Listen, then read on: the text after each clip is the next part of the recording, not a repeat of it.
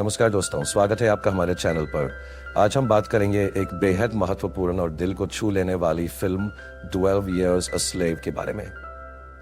यह film Solomon Northup की सच्ची कहानी पर आधारित है, जो एक स्वतंत्र अफ्रीकी अमेरिकी व्यक्ति था जिसे अपहरण करके गुलामी में बेच दिया गया। सोलोमन की दुखद यात्रा उसकी उम्मीद और संघर्ष दर्शाती है कि कैसे उसने अपने हक और स्वतंत्रता के लिए लड़ाई लड़ी। इस फिल्म ने न केवल गुलामी के काले इतिहास को उजागर किया, बल्कि मानवता और स्वतंत्रता की अहमियत को भी रेखांकित किया। तो चलिए जानते हैं इस फिल्म के बारे में और सोलोमन नॉर्थअप के अद्वितीय साहस और संघर्ष के बारे में। अगर आपको हमारी ये वीडियो पसंद आए तो लाइक और सब्सक्राइब करना ना भूलें। तो चलिए शुरू करते हैं 12 Years a Slave। 1841 में सोलोमन नॉर्थअप टिलिजियोफर एक स्वतंत्र अफ्रीकी अमेरिकी व्यक्ति थे जो एक कुशल बड़ी और वायलिन वादक के रूप में काम करते थे। वह अपनी पत्नी मार्गरेट क्वेवेंजनेवालिस और 2 बच्चों के साथ न्यूयॉर्क के साराटोगा स्प्रिंग्स में रहते थे। नॉर्थअप का जीवन सम्मानजनक और आरामदायक था। 2 व्यक्ति ब्राउन और हैमिल्टन टारनखिलम उन्हें अपने संगीत दल के साथ 1-2 सप्ताह की नौकरी का प्रस्ताव देते हैं जो वाशिंगटन की यात्रा पर था। वे हर सड़क के दिन के लिए $1 और हर प्रदर्शन की रात के लिए $3 देने का वादा करते हैं। जब वे वाशिंगटन पहुंचते हैं तो वे नॉर्थअप को नशीला पदार्थ दे देते हैं। नॉर्थअप बेहोश होकर जागता है और खुद को जंजीरों में बंधा हुआ पाता है, जिसे गुलामी के लिए बेचा जाने वाला है। वे नॉर्थअप को जेम्स एच पेज के हवाले कर देते हैं, जो एक गुलाम रखने वाला व्यक्ति है। नॉर्थअप अपनी स्वतंत्रता की घोषणा करता है, लेकिन इसके बदले उसे बुरी तरह पीटा और प्रताड़ित किया जाता है। नॉर्थअप को न्यू ऑरलियंस भेजा जाता है और गुलाम व्यापारी थियोफिल्स फ्रीमैन पॉल्जियामिटी को बेच दिया जाता है। उसका नाम बदलकर प्लैट रख दिया जाता है, जो जॉर्जिया से भागे हुए एक गुलाम की पहचान है। अन्य गुलाम उसे बताते हैं कि अगर वह दक्षिण में जीवित रहना चाहता है तो उसे खुद को डालना होगा और यह बात किसी को नहीं बतानी होगी कि वह पढ़ और लिख सकता है। गुलामों को छुपी हुई गाड़ियों में सीमा पार ले जाया जाता है और फिर स्टीम बोट के जरिए दक्षिण में भेज दिया जाता है। बार बार पीटे जाने और यह स्वीकार करने के लिए मजबूर होने के बाद कि वह एक गुलाम है, नॉर्थअप को अंततः एक प्लांटेशन मालिक विलियम फोर्ड बेनेडिक्ट कम्बरबैच द्वारा खरीदा जाता है। नॉर्थअप फोर्ड के साथ अच्छे संबंध बनाए रखने में कामयाब रहता है, जो अपेक्षाकृत दयालु मालिक है। नॉर्थअप एक जलमार्ग तैयार करता है जो दलदल के पार लकड़ियों को तेजी और कम लागत में ले जाने में मदद करता है। इसके लिए फोर्ड उसे धन्यवाद स्वरूप एक वायलिन भेंट करता है। परी जॉन टिबेट्स नॉर्थअप से जलता है और उसे बार बार मौखिक रूप से परेशान करता है। टिबेट्स और नॉर्थअप के बीच तनाव बढ़ जाता है। टिबेट्स नॉर्थअप पर हमला करता है, लेकिन नॉर्थअप पलटकर जवाब देता है। बदले में टिबेट्स और उसके दोस्त नॉर्थअप को फांसी पर चढ़ाने की कोशिश करते हैं, लेकिन उन्हें प्लांटेशन के ओवरसियर द्वारा रोक दिया जाता है। नॉर्थअप को घंटों तक गले में फंदा लगाए हुए अपने पंजों के बल खड़ा छोड़ दिया जाता है, जब तक कि फोर्ड नहीं आता और उसे नीचे नहीं उतारता। फोर्ड समझाता है कि नॉर्थअप की जान बचाने के लिए उसे एडविन एप्स माइकल फासबेंडर को बेचना पड़ेगा।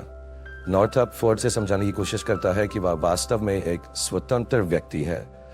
फोर्ड कहता है कि वह यह नहीं सुन सकता और जवाब देता है कि नॉर्थअप की खरीद की कीमत का उसे कर्ज चुकाना है। एप्स मानता है कि गुलामों के साथ सख्ती से पेश आने का उसका अधिकार बाइबल में बताया गया है। गुलामों को हर दिन कम से कम 200 पाउंड कपास चुननी होती है, वरना उन्हें कठोर सजा दी जाती है। एक युवा महिला गुलाम पैट्सी लपिडोंगो हर दिन 62 पाउंड से अधिक कपास चुनती है और उसे एप्स से विशेष प्रशंसा मिलती है। हालांकि एप्स उसके प्रति अनुचित आकर्षण रखता है और अक्सर उस पर जोर जबरदस्ती करता है। एप्स की पत्नी मैरी एप्स सारा पॉलिसन पैट्सी से ईर्ष्या करती है और बार बार उसे अपमानित करती है और बुरा व्यवहार करती है। गुलाम बेहद खराब परिस्थितियों में रहते हैं, जहां कई पुरुष और महिलाएं एक ही छोटे से कमरे में ठूंसे रहते हैं और उन्हें बहुत ही सीमित खाना दिया जाता है। कभी कभी वे अपनी निजता के बिना ही आपसी संबंधों में शामिल हो जाते हैं। पैट्सी के साथ व्यवहार और खराब हो जाता है। क्योंकि एप्स उसे लगातार परेशान करता रहता है। पैट्सी अपनी दयनीय स्थिति से इतनी तंग आ जाती है कि वह नॉर्थअप से कहती है कि वह उसे मार दे, लेकिन नॉर्थअप ऐसा करने से इनकार कर देता है। कुछ समय बाद एप्स के प्लांटेशन में कपास के कीड़ों का प्रकोप हो जाता है। एप्स इसे नई गुलामों की वजह से हुआ मानता है और इसे भगवान का भेजा हुआ अभिशाप कहता है। वह गुलामों को एक पड़ोसी प्लांटेशन के मालिक जेज टर्नर ब्राइट को एक सीजन के लिए किराए पर दे देता है। वहाँ नॉर्थअप प्लांटेशन के मालिक की कृपा हासिल कर लेता है, जो एक शादी की सालगिरह के जश्न में वायलिन बजाने के बाद उसे एक सिक्का देता है। नॉर्थअप एप्स के पास लौटता है तो वह अपने दोस्तों को न्यूयॉर्क में पत्र भेजने के लिए एक सफ़ेद मजदूर और पूर्व ओवरसियर आर्म्सबी गैरेट डिलाहंट को पैसे देकर मदद लेने की कोशिश करता है। नॉर्थअप ने यह पत्र अपनी दैनिक राशन में मिले ब्लूबेरी से स्याही बनाकर लिखा था। मजदूर पत्र भेजने का वादा करता है और पैसे ले लेता है, लेकिन नॉर्थअप को धोखा देता है। एप्स नॉर्थअप से सवाल करता है और उसे धमकी देता है, लेकिन नॉर्थअप उसे यह विश्वास दिलाने में सफल रहता है कि आर्म्सबी झूठ बोल रहा है। नॉर्थअप अंततः वह पत्र जला देता है जो उसकी आज़ादी की आखिरी उम्मीद थी। नॉर्थअप एक गज़ीबो छतरी न बनाने के काम में एक कनाडाई मजदूर बास ब्रैड पिट के साथ जुड़ता है। बास गुलामी का विरोध करने की बात कहकर एप्स को नाराज कर देता है। वह एप्स को समझाने की कोशिश करता है कि उसे अपने मजदूरों के प्रति थोड़ी दया दिखानी चाहिए, लेकिन एप्स गुलामों को इंसान नहीं बल्कि अपनी संपत्ति के रूप में देखता है। एक दिन एप्स को पता चलता है कि पैट्सी उसकी प्लांटेशन से गायब है, जिससे वह गुस्से से भर जाता है। जब पैट्सी लौटती है तो वह बताती है कि वह मिस्ट्रेस शॉ अलवुड से साबुन लेने गई थी, क्योंकि उसे अपने शरीर से आ रही दुर्गंध से बीमार महसूस हो रहा था। यह दुर्गंध उसे तब हो रही थी जब मैरी एप्स ने उसे साबुन से वंचित कर दिया था। एप्स उसकी बात पर विश्वास नहीं करता और उसे खंभे से बांधने का आदेश देता है। अपनी पत्नी के उकसाने पर एप्स नॉर्थअप को पैट्सी को सजा देने का आदेश देता है। नॉर्थअप अनिच्छा से उसकी बात मानता है, लेकिन जब एप्स को लगता है कि नॉर्थअप उसकी बात ठीक से नहीं मान रहा, तो वह खुद कोड़े को लेकर पैट्सी पर क्रूरता से प्रहार करता है। नॉर्थअप अपनी वायलिन तोड़ देता है और गज़ीबो पर काम करते हुए वह बास से पूछता है कि वह कहाँ से है। बास जवाब देता है कि वह कनाडा से है। नॉर्थअप अपने अपहरण की कहानी बास से साझा करता है। एक बार फिर नॉर्थअप मदद मांगता है कि उसे एक पत्र साराटोगा स्प्रिंग्स भेजने में सहायता मिल सके। बास अपनी जान जोखिम में डालते हुए ऐसा करने के लिए सहमत हो जाता है। एक दिन नॉर्थअप को स्थानीय शेरिफ द्वारा बुलाया जाता है, जो एक अन्य व्यक्ति के साथ एक गाड़ी में अराइव्स करता है। शेरिफ नॉर्थअप से कुछ सवाल पूछता है ताकि यह सुनिश्चित किया जा सके कि उसकी जिंदगी के तथ्य न्यूयॉर्क में उसके जीवन से मेल खाते हैं। नॉर्थअप शेरिफ के साथी को पहचान लेता है, जो एक दुकानदार मिस्टर पार्कर रॉबर्ट स्टाइनबर्ग है, जिसे वह साराटोगा से जानता है। वह व्यक्ति उसे मुक्त करने आया था और दोनों गले मिलते हैं।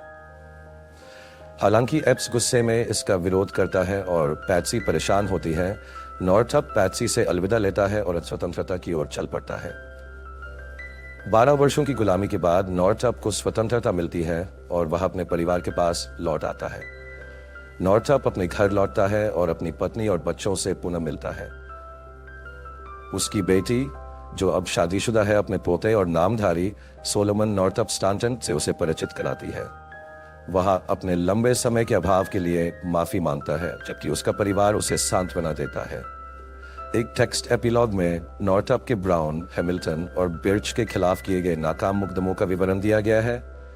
ईआर 53 में नॉर्थअप की गुलामी पर आधारित संस्मरण 12 Years a Slave का प्रकाशन, उसकी उन्मूलनवादी आंदोलन में भूमिका और उसकी मृत्यु और दफनाने के बारे में कोई जानकारी न होने का उल्लेख किया गया है। पर मूवी ब्रेकडाउन देखना चाहते हैं तो हमारे चैनल को लाइक और सब्सक्राइब जरूर करें।